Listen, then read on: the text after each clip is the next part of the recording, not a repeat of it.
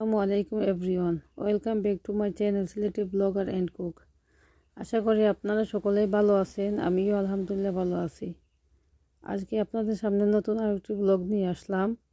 আজকের ব্লগটা হচ্ছে আমার একটু দুঃখের ব্লগ, আপনাদের সাথে শেয়ার করব। যদি এগুলা সোশ্যাল মিডিয়াতে প্রকাশ করা ভালো না, তারপরও কিছু শেয়ার করলে সবার সাথে মনটা একটু হালকা হয় আর কি। মানুষ যখন সুখে থাকে তখন দুঃখের কথা খুব মনে পড়ে, আর যখন দুঃখে থাকে মানুষ তখন সুখের কথা মনে পড়ে। গত বছর রমজানে আমি আমার শ্বশুর বাড়িতে ছিলাম। এই বছর আমি আছি আমার বাপের বাড়িতে। গত বছর তৃতীয় রমজান এই দিনে আমি আমার শ্বশুর বাড়িতে ছিলাম। আমার শ্বশুর বাড়ির টিউবওয়েল নষ্ট হয়ে যায়। আমি আমার আম্মাকে কল দিয়ে বললাম টিউবওয়েল নষ্ট হয়ে গেছে। আমার স্বামী বাড়িতে থাকেন না। আমার প্রতিদিন 15 থেকে 16 বালতি পানি ভোরে ঘুম থেকে উঠে পুকুর থেকে আনতে হয়। আমি সারা রাত হাতের ব্যথায় ঘুমাতে পারি না। এই কথা বলে অনেক কান্নাকাটি করি।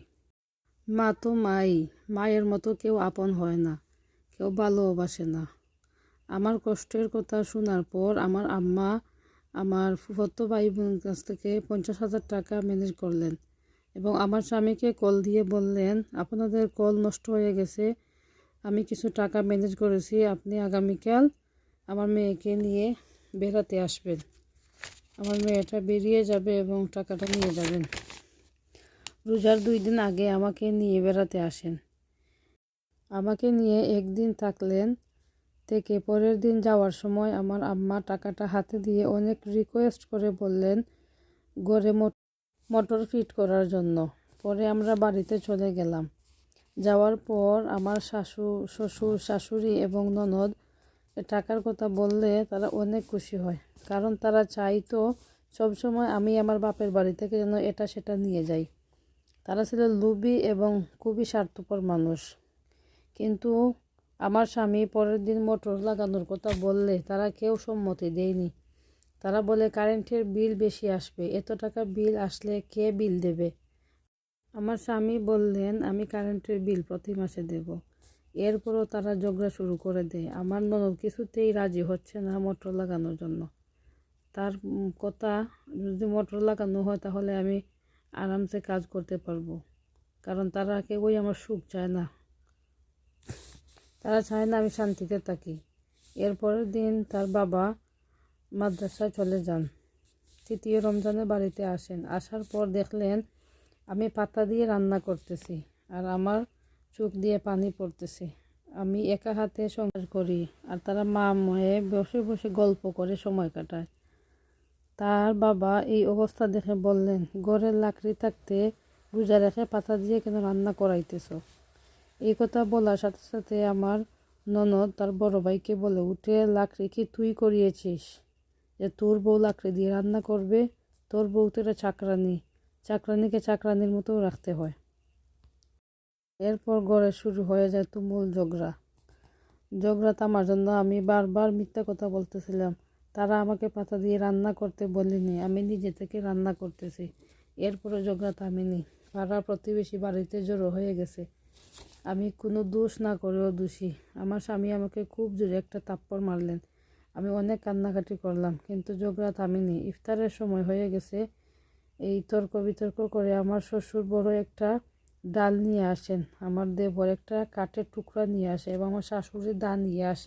সব দেখে আমার স্বামী দৌড়ে রুমের দিকে এসে রুমে ঢুকে গেলেন এবং তারা সবাই মিলে রুমের দরজা বন্ধ করে দিল। আমার ননদ রুমে বাইরে তালা লাগিয়ে দিল। দরজা তালা লাগিয়ে দেওয়ার কারণে আমরা ইফতার করতে পারিনি। সন্ধ্যা প্রায় 7:30 8টা হয়ে গেছে, আমরা ইফতার করিনি, এক ফোঁটা পানিও খেতে পারিনি। পরে আমি আর এক চাচি শাশুড়ি ছিলেন আমাদের পাশের বাড়ির, ওনার ছেলের বউয়ের নাম্বার ছিল আমার ফোনে। তাদেরকে কল দিয়ে বললাম আমাদেরকে কিছু দেওয়ার জন্য, আমরা ইফতার করতে পারিনি ঝগড়ার জন্য। পরে আমার চাচি শাশুড়ি জানালা দিয়ে এসে কিছু খাবার দিয়ে গেলেন, আমরা দুজন খেলাম। এইসব দেখে আমার ছেলেটা খুব ভয় পেয়ে গেছে।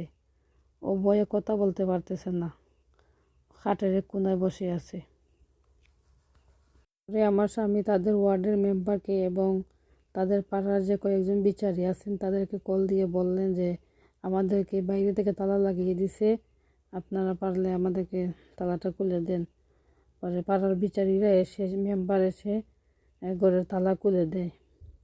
কিন্তু যখন আমি রাতে সেহরির জন্য রাত্রে যাই, আমার শাশুড়ি আমাকে রাত্রে দিনে আমাকে অনেক গালিগালাজ করে, আমার ননদ আমাকে অনেক কটু কথা বলে। আমার ননদ একজন শিক্ষিত মেয়ে, একটা স্কুলের শিক্ষকতা করে, কিন্তু কিভাবে এত অশ্লীল ভাষায় গালাগালি করে আমার ভাবতেও অবাক লাগে। আমার শাশুড়ি এবং ননদ রাতে আমাদেরকে রান্না করতে দেয়নি সেহরির জন্য। পরে আমার স্বামী বাজারে গিয়ে কিছু বাজারহাট করে নিয়ে আসলেন। আমরা রাতে রান্না করে সেহরি খেলাম। সেহরি খাওয়ার পরের দিন আমার স্বামী পাড়ার প্রতিবেশী যে বিচারীরা আছেন তাদের কাছে গেলেন বিষয়টা সমাধান করে দেওয়ার জন্য। তো পরের দিন ইফতার পরে বিচারীরা আসলে তারা বললেন যে তোমরা এত ঘন ঘন ঝগড়া বিবাদ করো, ছেলে বউয়ের সাথে এরকম খারাপ ব্যবহার করো, তোমরা তাদেরকে আলগা করে দাও, আলাদা করে দাও। কিন্তু তারা এটা মানতে রাজি হয়নি। তারা বলতেছে যদি আলাদা খেতে হয় তাহলে বাড়ি ঘর ছেড়ে চলে যেতে হবে, না হয় খালি যে বিটা আছে সেই বিটা গিয়ে ঘর বাঁধতে হবে। এটা তো আর আমাদের পক্ষে সম্ভব না, আমাদের কাছে তো এত টাকা নাই যে ঘর বাঁধবো। আজকের ভিডিও আমার এই পর্যন্ত। যদি আমার ভিডিওটি ভালো লাগে থাকে তাহলে লাইক সাবস্ক্রাইব করে আমার পাশে থাকবেন। আমার লাইফ স্টোরি শুনতে চাইলে পাশে থাকা বেল আইকনটা বাজিয়ে দেবেন।